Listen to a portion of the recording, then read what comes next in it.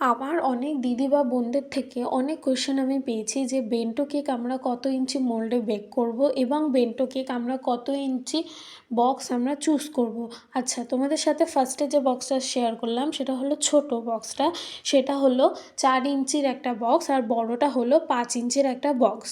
তোমরা যদি ছোট বক্সটা চুজ করো তাহলে তোমরা 3 ইঞ্চি মোল্ডে বেন্টো কেকটা বেক করবে, এবং তোমরা যদি 5 ইঞ্চির বক্সটা চুজ করো তাহলে 4 ইঞ্চি মোল্ডে তোমরা কেকটা বেক করতে পারো।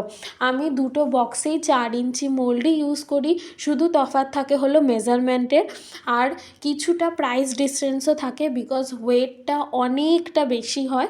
তো তোমাদের সাথে আমি ওয়েটটাও শেয়ার করছি, তোমরা দেখো যে ছোট বেন্টো কেকটা অর্থাৎ যেটা 4 ইঞ্চি বক্সে, তার ওয়েটটা অলমোস্ট 170-200 গ্রামের মধ্যেই হয়, একটু ফ্লাকচুয়েট হয় বিকজ এটা বেন্টো কেক, এক্স্যাক্ট মেজারমেন্ট আমরা বলতে পারি না।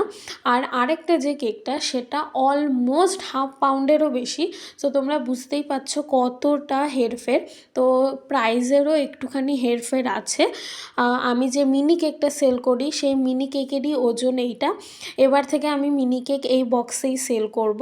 তো আশা করি তোমরা পুরোটাই বুঝতে পেরেছো বা আমি বোঝাতে পেরেছি। তো প্লিজ তোমরা এখানে কেউ নেগেটিভ কমেন্ট করো না। আজকের জন্য টাটা।